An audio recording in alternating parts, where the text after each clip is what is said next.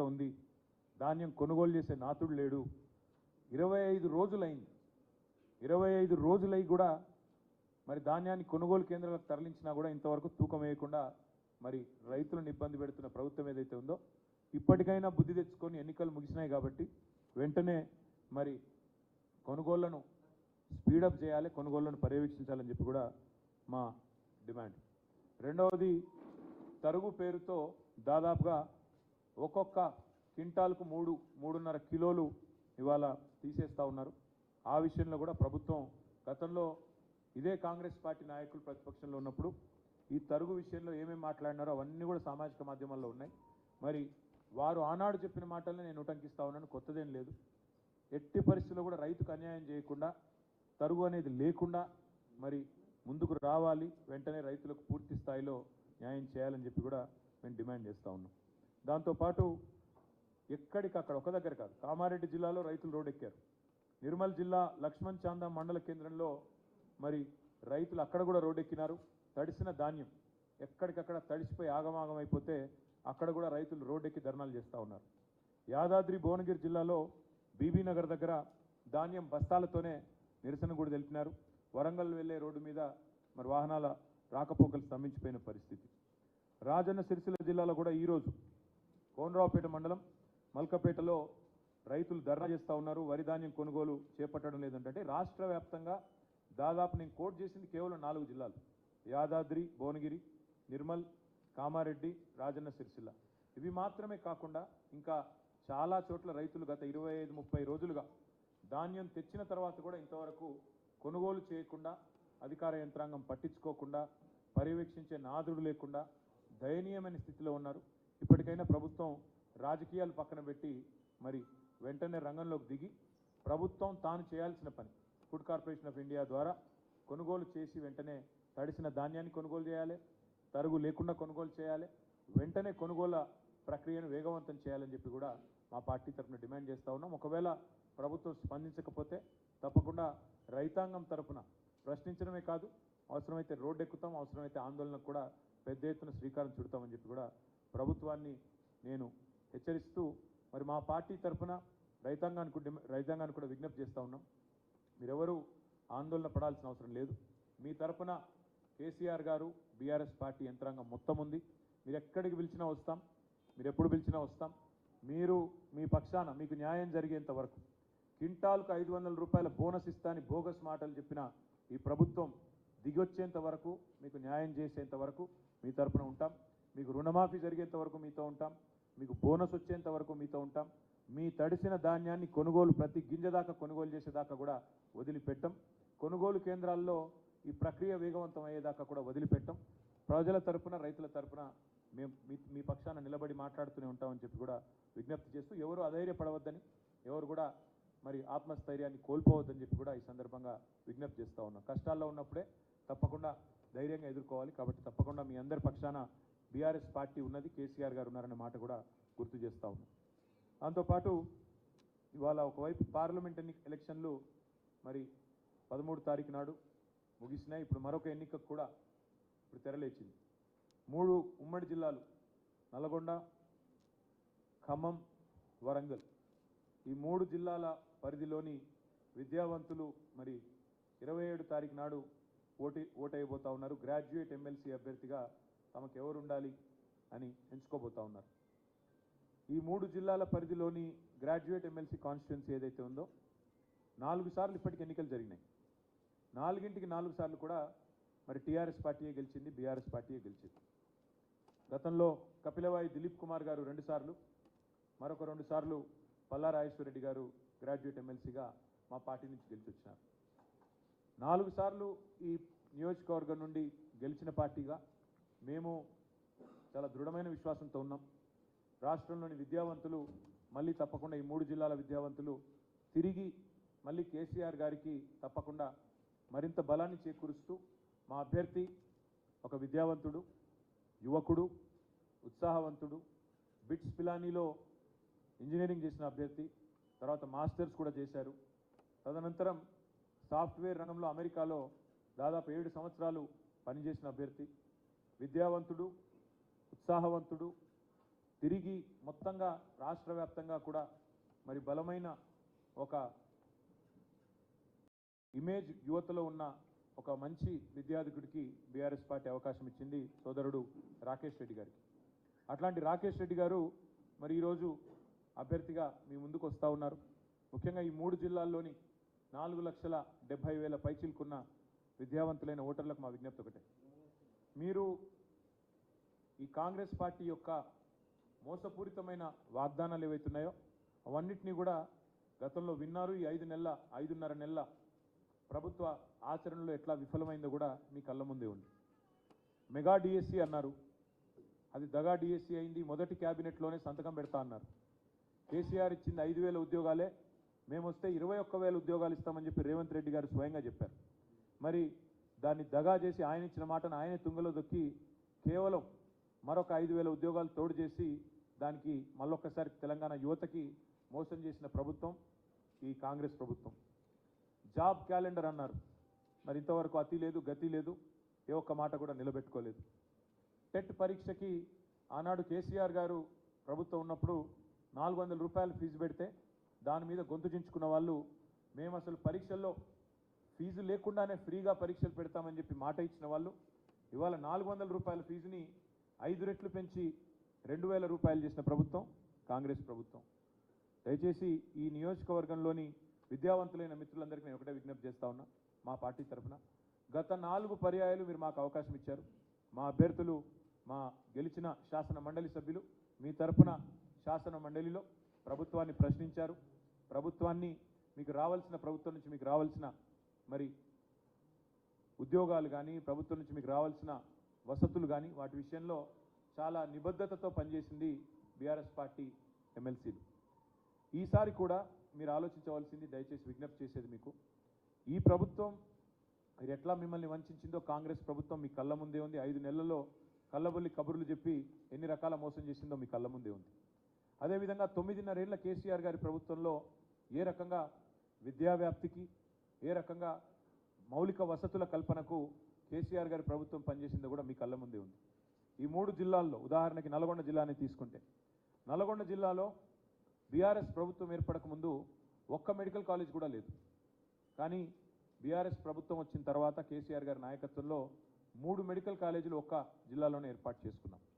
అదే మాదిరిగా కొత్త జిల్లాల ఏర్పాటు మాత్రమే కాకుండా ప్రతి జిల్లాలో విద్యా వ్యాప్తికి, విద్యావంతుల అభ్యున్నతికి చాలా చిత్తశుద్ధితో పనిచేసింది కేసీఆర్ ప్రభుత్వం. భారతదేశంలోనే అత్యధికంగా ఉద్యోగులకు, ఉపాధ్యాయులకు పే స్కేల్ ఇచ్చింది. 73% మరి ఆనాడు ఫిట్మెంట్ ఇచ్చింది బీఆర్ఎస్ ప్రభుత్వం. అదే మాదిరిగా 2 లక్షల ఉద్యోగ నియామకాలు. ఇవాళ రేవంత్ రెడ్డి గారు ఎంత పచ్చి మోసం చేస్తూ ఉన్నారంటే, కేసీఆర్ ప్రభుత్వం ఇచ్చిన 30,000 ఉద్యోగాలు కూడా నేనే ఇచ్చినానంటూ అసలు ఒక్క నోటిఫికేషన్ ఇవ్వకుండా ఒక్క పరీక్ష కూడా కండక్ట్ చేయకుండా 30,000 ఉద్యోగాలు నేనే ఇచ్చినానని ముఖ్యమంత్రి గారు బొంకుతుంటే, పచ్చి అబద్ధాలు చెప్తుంటే పత్రికల్లో, టీవీలలో నిజంగా నవ్వాలో ఏడవాలో తెలియని పరిస్థితి. ఒక సంవత్సరంలో 2 లక్షల ఉద్యోగాలు ఇస్తామన్నారు రేవంత్ రెడ్డి గారు. సంవత్సరంలోనే, గెలిచిన మొదటి సంవత్సరంలోనే 2 లక్షల ఉద్యోగ నియామకాలు పూర్తి చేస్తామని చెప్పి మాట ఇచ్చి గెలిచి వచ్చింది రేవంత్ రెడ్డి ప్రభుత్వం. అందుకే విద్యావంతులైన మీ అందరికీ నా విజ్ఞప్తి, ఈ ప్రభుత్వానికి ఇప్పటికే 5 నెలల కాల పరిమితి ముగిసింది. ఇంకా 6 నెలల్లో 2 లక్షల ఉద్యోగాలు భర్తీ చేయాలి. మరి 2 లక్షల ఉద్యోగాలు భర్తీ కావాలి అంటే ప్రశ్నించే గొంతు ఉండాలి, ప్రశ్నించే పార్టీ ఉండాలి. ప్రజలకు న్యాయం జరగాలి, విద్యావంతులకు న్యాయం జరగాలంటే ప్రశ్నించే రాకేష్ రెడ్డి లాంటి ఉత్సాహవంతుడైన యువకుడు శాసన మండలికి రావాలి. ఇవాళ కావాల్సింది అధికార స్వరాలు కాదు, కావాల్సింది ధిక్కార స్వరాలు, కావాల్సింది తప్పకుండా ప్రశ్నించే స్వరాలు, తప్పకుండా ప్రభుత్వాన్ని నిలదీసే స్వరాలు కావాలి. అందుకే శాసన మండలిలో ఒక యువకుడు, ఉత్సాహవంతుడు, డెఫినెట్గా మీ అందరికీ కూడా రేపటి రోజున మేలు చేయగలిగే విద్యావంతుల తరపున మరి ఒక బ్లాక్మెయిలర్ని ఎన్నుకుంటే రేపటి రోజున జరిగేది ఏంటంటే, మళ్ళీ ఆయన ఎప్పటికప్పుడు పార్టీలు మార్చడమే కాకుండా ఎప్పటికప్పుడు మీడియాను అడ్డం పెట్టుకొని బ్లాక్మెయిల్ చేసే ఒక వ్యక్తి అవతల వైపు కాంగ్రెస్ పార్టీ నుంచి పోటీ చేస్తూ ఉన్నాడు. ఆయన ఎప్పుడు ఏ పార్టీలో ఉంటాడో తెలియదు, ఎప్పుడు ఎవరిని నిందిస్తాడో తెలియదు. అట్లాంటి వ్యక్తులకు కనుక అవకాశం ఇస్తే, గతంలో మనం నల్లగొండలో నయీంని చూసినాం, మళ్ళీ అట్లాంటి వాడిని ఇంకోని తయారు చేసినట్టు అవుతుంది. ఇట్లాంటి వ్యక్తులకు కనుక అవకాశం చట్టసభల్లో ఇస్తే దయచేసి, అందుకే కోరేది ఒక యువకుడు, విద్యావంతుడు, ఉత్సాహవంతుడు, మరి అన్నింటికి మించి ప్రశ్నించే సత్తా ఉన్నవాడు, చదువుకున్నవాడు. ముఖ్యంగా పెద్ద ఎత్తున అవసరమైతే అమెరికాలోనే స్థిరపడి అక్కడే కోట్ల రూపాయలు సంపాదించుకునే అవకాశం ఉన్నా దానికి కాదని రాజకీయాల్లోకి వచ్చి ప్రజా జీవితంలోకి వచ్చి ఇవాళ మీ ఆశీర్వాదం కోసం మీ ముందుకు వస్తున్న తమ్ముడు రాకేష్ రెడ్డి గారికి అవకాశం ఇచ్చి గెలిపించాలని కోరుతూ మా పార్టీ పరంగా కూడా మా నాయకులందరం కూడా మీటింగ్ పెట్టుకున్నాం. మరి రాబోయే 10 రోజులు, ఎందుకంటే 25 తారీఖు లాస్ట్ ప్రచారానికి, ఈ 10 రోజులు కూడా అందరం కూడా ఎక్కడి వాళ్ళం అక్కడ కష్టపడదామని నిర్ణయం తీసుకున్నాం. మా పార్టీ పరంగా పూర్తి ఎఫర్ట్ పెడతాం. తప్పకుండా తమ్ముడు రాకేష్ రెడ్డి గారిని 3 జిల్లాల విద్యావంతుల ఆశీస్సులతో గెలిపించుకుంటామని చెప్పి కూడా ఆశాభావంతో మీ అందరికీ కూడా ధన్యవాదాలు. మీలో కూడా ఓట్లున్న వాళ్ళు కూడా దయచేసి మాకే ఓటేయాలని చెప్పి కూడా హృదయపూర్వకంగా విజ్ఞప్తి. Thank you.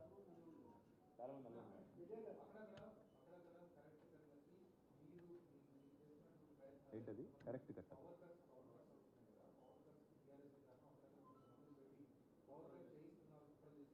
రేవంత్ రెడ్డి గారికి కేసీఆర్ గారికి తేడా ఏంటంటే, కేసీఆర్ గారు 10 ఏళ్ళు ప్రభుత్వాన్ని నడిపినా ఎన్నడూ ఒక పొల్లు మాట కూడా రాష్ట్ర ప్రభుత్వ ఉద్యోగుల గురించి మాట్లాడలేదు. ఎందుకంటే వారితో మాకున్నది పేగుబంధం. ఉద్యమంలో కలిసి పనిచేసిన వాళ్ళం రాష్ట్ర ప్రభుత్వ ఉద్యోగులతో. సకల జనుల సమ్మె చేసిన, పెన్ డౌన్ చేసిన, సింగరేణిలో స్తంభింపజేసిన, ఆర్టీసీ చక్రం తిరగకుండా ఆపిన ఉద్యోగులతో మా పార్టీకి ఉండేది పేగుబంధం. అందుకే ఎన్నడూ కూడా మేము ఉద్యోగుల పట్ల కుదిరితే ప్రేమపూర్వకంగా వ్యవహారం చేసిన తప్ప ఎన్నడూ నిందించలేదు. ఇవాళ రేవంత్ రెడ్డి తన అసమర్థతను, తన ప్రభుత్వ చాతగాంతనాన్ని కప్పిపుచ్చుకోవడానికి విద్యుత్ సంస్థ ఉద్యోగులు నిందిస్తూ ఉన్నాడు. మరి విద్యుత్ సంస్థ ఉద్యోగులు కూడా ఆలోచించాలి. మీరేమో అహోరాత్రులు కష్టపడతా ఉన్నారు. రాష్ట్రంలో విద్యుత్ వ్యవస్థను కేసీఆర్ గారు 7,700 మెగావాట్ల నుంచి జగదీష్ రెడ్డి గారి ఆనాడు మంత్రిగా ఉన్నప్పుడు 7,700 మెగావాట్ల నుండి ఇవాళ దాదాపు కొత్తగా దామెరచెర్లలో యాదాద్రి ఏదైతే ఇప్పుడు కమిషన్ అయిందో 1,600 మెగావాట్లు, దాంతో కలుపుకుంటే దాదాపు 20,000 మెగావాట్లు దాటిపోయినట్టుంది. దాదాపు 20,000 మెగావాట్లకు చేరుకున్నది. అంటే విద్యుత్ సంస్థ ఉద్యోగుల కష్టం జెన్కో కానీ, ట్రాన్స్కో కానీ, డిస్కామ్లు కానీ అద్భుతంగా ఉంది కాబట్టే అక్కడి నుంచి ఇక్కడ దాకా వచ్చాం. అది గుర్తించకుండా, కామన్ సెన్స్ లేకుండా ఇవాళ తన చేతగానితనాన్ని కప్పిపుచ్చుకోవడానికి 10 ఏళ్ళు కేసీఆర్ గారి ప్రభుత్వంలో కరెంటు కోతలు లేకుండా బ్రహ్మాండంగా ఏ ఉద్యోగులు అయితే నిర్వహించారో ఇవాళ ఆ ఉద్యోగులను నిందిస్తూ చిల్లర రాజకీయానికి ముఖ్యమంత్రి ఏదైతే పాల్పడుతున్నాడో ఆయన ఆలోచించుకోవాలి. ఎందుకంటే ఆయన విజ్ఞప్తితో మాట్లాడాలి. ఇవాళ ఎలక్షన్ అయిపోయింది, ఎందుకు మాట్లాడుతున్నాడు ఇట్లా? తన చేతగానితనం బయటపడుతుందనా? అదే చెప్తున్నా బ్రదర్. ముఖం బాగాలేకపోతే అద్దం బాలు కొట్టినట్టు వెనకటికేవాడు అట్లున్నది కథ. ఇది ఆయనకు చేత కాదు ప్రభుత్వాన్ని నడపడం. ఏ ప్రభుత్వాన్ని అయితే కేసీఆర్ గారు సమర్థవంతంగా నడిపారో, ఏ డిస్కంలను అయితే నడిపారో, ఏ డిస్కంలో ఉద్యోగులు అయితే అహర్నిశలు శ్రమించి ఆఖరికి శ్రీశైలంలో పంప్ హౌస్ మునిగిపోతే కూడా, కష్టమైతే కూడా, నష్టం జరిగితే కూడా, ప్రాణ నష్టం జరిగితే కూడా అహర్నిశలు శ్రమించింది ఇదే ఉద్యోగులు. వాళ్ళని ఇలా నిందిస్తూ రాష్ట్ర ప్రభుత్వ ఉద్యోగులను ఇన్సల్ట్ చేయడం అనేది ముఖ్యమంత్రికి తగదు. ఇకనైనా రేవంత్ రెడ్డి గారు తాను ముఖ్యమంత్రి అనే విషయాన్ని గుర్తు తెచ్చుకుంటే మంచిది. ఇంకా ప్రతిపక్షంలో లేడు. ప్రతిపక్షంలో ఉన్నప్పుడు ఇట్లే గావు కేకలు పెడబొబ్బలు. అప్పుడు పోలీసు వాళ్ళని తిట్టిండు, ఉద్యోగులను తిట్టిండు, కొంతమంది తొత్తులు అన్నాడు, మళ్ళీ ఐఏఎస్ అధికారులను తిట్టిండు, బీహారీ గ్యాంగులు అన్నాడు, ఇంకా కూడా అదే దిక్కుమాలిన మాటలు మాట్లాడుతున్నాడు. ఇది మంచిది కాదు. ఇప్పుడు ఆయన ముఖ్యమంత్రి, ముఖ్యమంత్రిలాగా మాట్లాడాలా?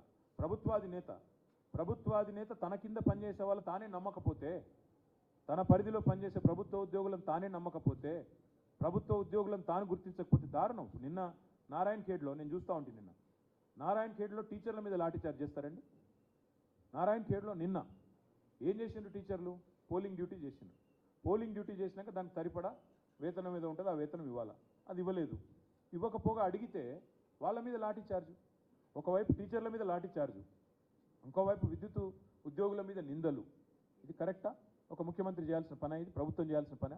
ప్రభుత్వం తన దగ్గర పనిచేసే ఉద్యోగులను సమర్థవంతంగా వారి దగ్గర పని తీసుకోవాలి, ప్రజలకు సేవ చేయాలి. ఆ పని చేయకుండా ప్రతిపక్షాలను నిందిస్తే ఏమొస్తుంది ఆయనకి?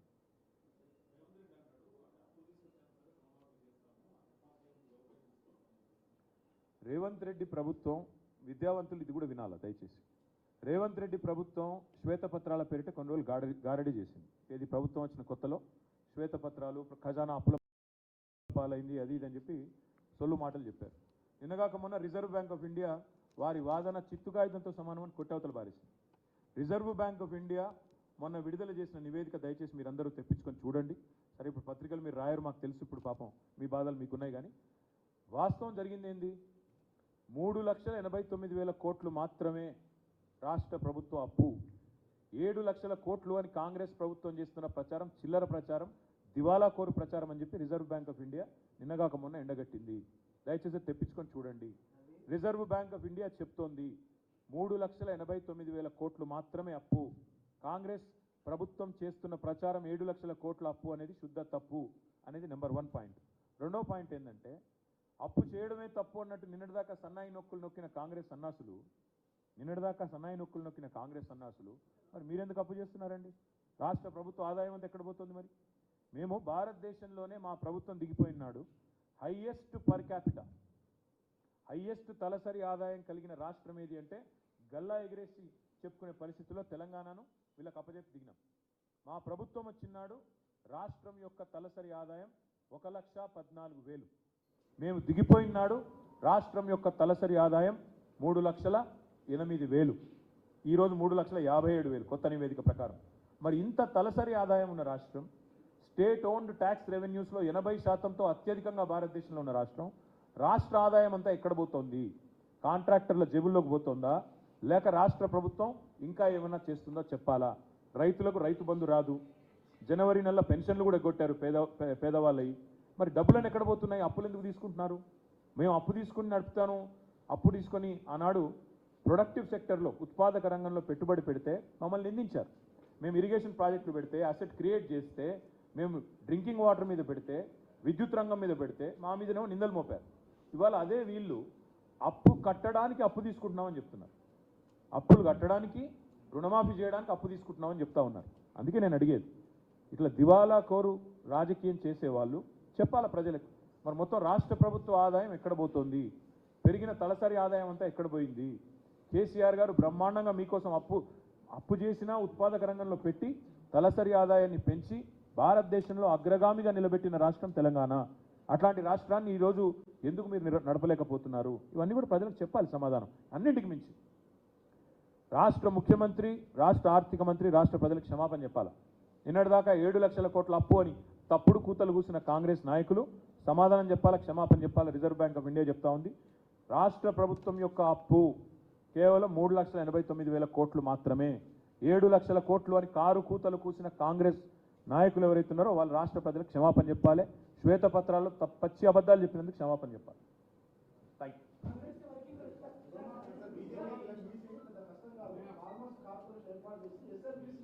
సరే, ఇక అవన్నీ చూద్దాం. నేను అనేది అదే, రుణమాఫీ ఆయన మొదలు December 9 అన్నాడు. ఊసర వెళ్ళి రంగులు మార్చినట్టు రేవంత్ రెడ్డి తారీఖులు మారుస్తున్నాడు. చూద్దాం ఏ సంవత్సరం చేస్తాడు, ఎప్పుడు చేస్తాడు చూద్దాం.